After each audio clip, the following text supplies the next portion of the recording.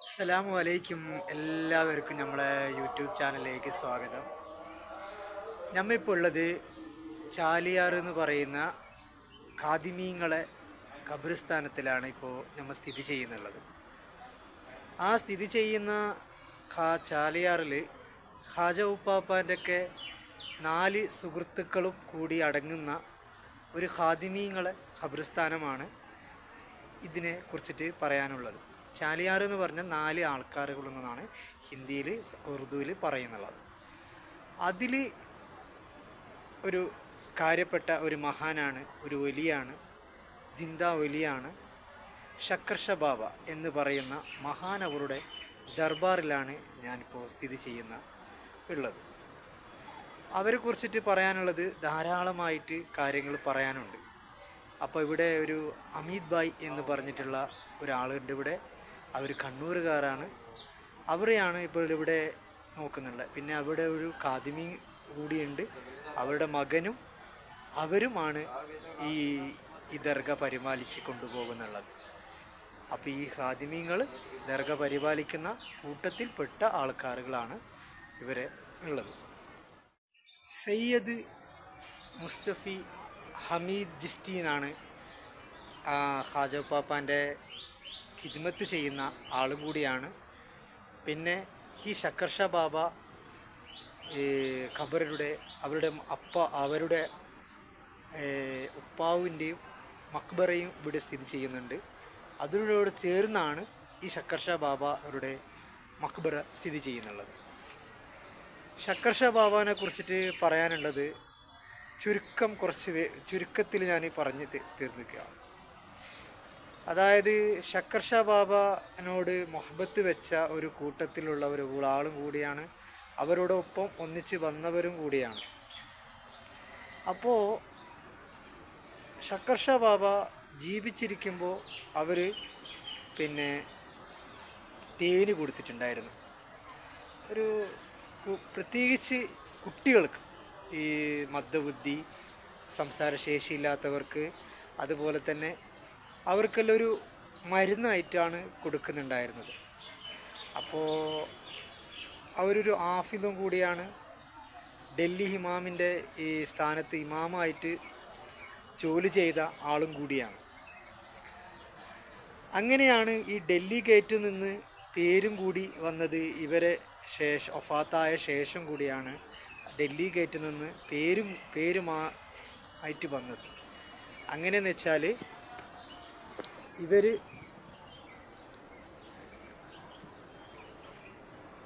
ഖാജ ഉപ്പാപ്പാനോട് ധാരാളം മുഹബത്ത് വെച്ച സമയത്ത് ഇങ്ങോട്ടേക്ക് വഫാത്തിന് മുമ്പ് ഇവിടത്തേക്ക് വരാനുള്ള സ്ഥിതിയായി. ഇവിടെ പല കാര്യങ്ങൾ കാണുമ്പോൾ ഷക്കർഷ ബാബാനോട് പറഞ്ഞു, നീ എന്നെ കാണാൻ വന്നെങ്കിൽ നീ എന്നെ കാണാം, ബാക്കിയുള്ള ആൾക്കാരെയൊന്നും കാണേണ്ട ആവശ്യമില്ല. എന്നെ കണ്ടിട്ട് നീ എന്താണോ എന്നെ ഉദ്ദേശിക്കുന്ന ആ ഉദ്ദേശ കാര്യങ്ങൾ പൂർത്തീകരിച്ച് നീ ഇവിടുന്ന്. അപ്പോൾ അങ്ങനെയാണ് ഷക്കർഷ ബാബാനോട് ഖാജ ഉപ്പാപ്പ പറഞ്ഞിട്ടുള്ളത്. അങ്ങനെ ഷക്കർഷ ബാബാനോട് വസിയത്ത് ഉണ്ടായിരുന്നു. പിന്നെ ഇവിടെ മറമാടാൻ വേണ്ടി ചാലിയാറിൽ തന്നെ ഖാജ ഉപ്പാപ്പനോട് തൊട്ടപ്പോൾ എന്നെ ഇവിടെ തന്നെ മറവ് ചെയ്യാനാണ് ഇവരെ വസിയത്ത് ഉണ്ടായത്. അങ്ങനെ വസിയത്ത് പ്രകാരം ആ ഒരു ഗേറ്റിൻ്റെ അടുത്ത് കൊണ്ടുവരുമ്പോൾ ആൾക്കാരുകൾ അവിടെ നിന്ന് തടഞ്ഞിരുന്ന് ഇവിടെ ഖാദിമീങ്ങളെ ഖബർസ്ഥാനത്തിൽ ഖാദിമീങ്ങൾ തന്നെ വേറെ ആൾക്കാരുടെ ഖാദിമീങ്ങളെ ഇവിടെ അടക്കം ചെയ്യാൻ സാധിക്കില്ല എന്ന് പറഞ്ഞിട്ട് ഒട്ടമൊക്കം ഖാദിമീങ്ങൾ അവിടെ പ്രശ്നമുണ്ടാക്കി. അപ്പോൾ അയാത്തായിട്ട് നടന്നുകൊണ്ട് വന്നിട്ട് ഇവിടെ വഫാത്തായതാണ് ഇവർ. അങ്ങനെയാണ് സിന്ദാ വലി എന്നും കൂടി പേരും കൂടിയിട്ട് ആ ഡൽഹി ഗേറ്റിനൊരു പേരും കൂടി കിട്ടിയാണ് ഡൽഹി ഗേറ്റ് എന്നും പേരും അതിന് പേരും ലഭിച്ചത്. അങ്ങനെയാണ്. അങ്ങനെ ധാരാളമായിട്ട് പറയാനുണ്ട്, ഇവരെ കുറിച്ചിട്ട് പറയാനുണ്ട്. ഇവിടെ കേരളത്തിൽ നിന്ന് അങ്ങോളം ഇങ്ങോളം ധാരാളം സിയാറത്തിന് ആൾക്കാർ ഇവിടത്തേക്ക് വരുന്നതാണ്. അതുപോലെ തന്നെ ഡൽഹിയിൽ നിന്നും ഗുജറാത്തിൽ നിന്നും അഹമ്മദാബാദിൽ നിന്നും ബംഗാളിൽ നിന്നും ധാരാളം ആൾക്കാർ ശക്കർ ഷാ ബാബാനെ കുറിച്ചിട്ട് അറിഞ്ഞിട്ട് വരുന്നവരുണ്ട്. അങ്ങനെ ആണ് ശക്കർ ഷാ ബാബ ഇവിടെ അജ്മീറിലും പുറം രാജ്യത്തും പുറം നാട്ടിലും കുറേ ആൾക്കാർക്ക് അറിയാൻ തുടങ്ങിയത്. അതിലൊരു പങ്ക് നമ്മളുടെ ഇവിടെ ഇസ്മായിൽ ബായി എന്ന് പറയുന്നിട്ടുള്ള ഈ കണ്ണൂരുകാരായിട്ടുള്ള ഇസ്മായിൽ ബായി, അതിലൊരു പങ്ക് ഇതിൽ ഉണ്ട്. അങ്ങനെയാണ് ഈ ശക്കർ ഷാ ബാബ ചാലിയാറിനെ കുറിച്ചിട്ട് കാര്യങ്ങൾ പറയാനുള്ളത്. ഈ ചാലിയാറിൽ വേറെയും 2-3 മഹാന്മാർ കൂടി ഈ ഖബർസ്ഥാനിൽ സ്ഥിതി ചെയ്യുന്നുണ്ട്. ആരൊക്കെയെന്ന് പറഞ്ഞാൽ, ഒന്ന് ഖാസ ബാബ, ഹാജോ പാപ്പാൻ്റെ വെള്ളം അനസാഗറിൽ നിന്ന് വെള്ളം കൊണ്ടുവന്നിട്ട് അനസാഗരത്തെ വെള്ളം പറ്റിച്ച കഥ നിങ്ങൾക്കെല്ലാവർക്കും അറിയാമല്ലോ. അങ്ങനെ ഒരു പേര് ഒരാൾ. പിന്നെ റങ്കർഷ ബാബ, ഹാജോ പാപ്പാൻ്റെ വസ്ത്രം അലക്കി കൊടുത്ത ആൾ. പിന്നെ ഹാജോ പാപ്പാൻ്റെ കഞ്ഞി ഉണ്ടാക്കി കൊടുത്തത്. അങ്ങനെ ഒരു മഹാനും കൂടി ഇവിടെ സ്ഥിതി ചെയ്യുന്നുണ്ട്. അങ്ങനെയാണ് ഇവിടെ ചാലിയാറിൽ നിന്ന് ഈ ഖബർസ്ഥാനത്തിന് പേര് കിട്ടിയത്. അങ്ങനെയൊക്കെയാണ് സുഹൃത്തുക്കളെ കാര്യങ്ങൾ. എല്ലാവരും കാഴ്ചകൾ അവസാനിക്കുന്നില്ല, വീണ്ടും വീണ്ടും കാഴ്ചകൾ എത്തുന്നതാണ്. ഇതിനെക്കുറിച്ചിട്ട് നല്ലൊരു വിശദമായിട്ടുള്ളൊരു വീഡിയോ നമുക്ക് ഇൻഷാ അല്ലാഹ് യൂട്യൂബ് ചാനലിലേക്ക് ഇടുന്നതായിരിക്കും. എല്ലാവരും നമ്മളെ ചാനൽ സബ്സ്ക്രൈബ് ചെയ്യുക, സപ്പോർട്ട് ചെയ്യുക.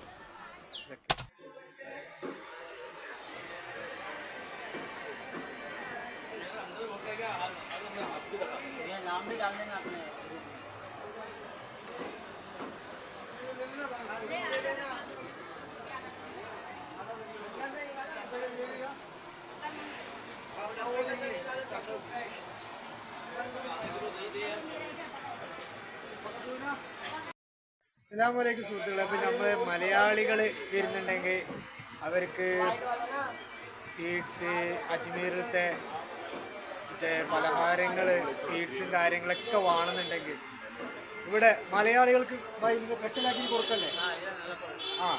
അപ്പോൾ മലയാളികൾക്ക് മാത്രം ഇവർ സ്പെഷ്യലാക്കിയിട്ട് സ്പെഷ്യൽ ഡിസ്കൗണ്ടിൽ ആക്കിയിട്ട് കൊടുക്കുമെന്നാണ് പറയുന്നുള്ളത്. എല്ലാവരും കടൻ്റെ പേര് നിങ്ങൾ സൂക്ഷിച്ച് വെച്ചോ. കടൻ്റെ പേര് ഇതാണ്.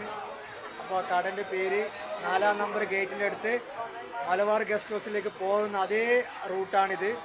ആ ഗസ്റ്റ് ഹൗസിലേക്ക് നിങ്ങൾ പോകുന്നുണ്ടെങ്കിൽ ഇവിടുന്ന് ഈ സ്വീറ്റ്സും പലഹാരങ്ങളൊക്കെ ഇവിടുന്ന് വാങ്ങിക്കാം. സ്പെഷ്യലി ഡിസ്കൗണ്ട് ചെയ്തിട്ട് നമുക്ക് തരുന്നതാണ്. എല്ലാവരും പീടിക നമ്പർ ഓർമ്മിച്ച് വെക്കാം. എല്ലാവരും ഈ കടയിൽ നിന്ന് വാങ്ങിക്കാം. ഓക്കെ, അസ്സലാമു അലൈക്കും.